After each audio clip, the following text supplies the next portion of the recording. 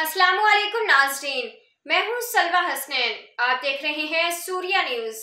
आइए नजर डालते हैं आज की अहम खबरों पर। Karachi bureau chief journalist Mohammad Farooq बरूडू कादरी फिरदौस इत्तेहाद और उस्मान बास्केटबॉल क्लब के ज़ेर एहतमाम मुनक्किद होने वाला चौथा एनवेरिक्स solar trophy 3x3 basketball tournament Aram Bagh club ने KBB क्लब को 11-18 पॉइंट से शिकस्त देकर जीत लिया। एडिशनल चीफ सेक्रेटरी दाखिला सिंध मोहम्मद इकबाल मेमन की ज़ेर सरपरस्ती में टूर्नामेंट का बेहतरीन खिलाड़ी हसन अली, उभरता हुआ खिलाड़ी दानियाल मरवत और man of the final Hamza Khawaja को करार दिया गया, जबकि fair play trophy Usman club और तीसरी पोजीशन की ट्रॉफी सिविल टाइगर्स ने नेशनल क्लब को 10-12 पॉइंट से शिकस्त देकर हासिल की।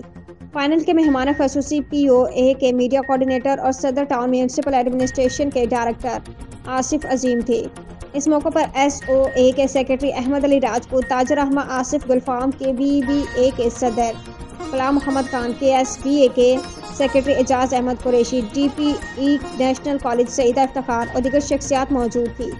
आसिफ अजीम ने इस मौके पर ऐलान किया कि बास्केटबॉल खेल के फ़रोग के लिए POA और TMA सदर KBBA को मुकम्मल सपोर्ट करेगी और आराम बाग बास्केटबॉल कोर्ट को न सिर्फ ये कि अपलिफ्ट करेगी बल्कि इसको एक जदीद कोर्ट में तब्दील करेगी।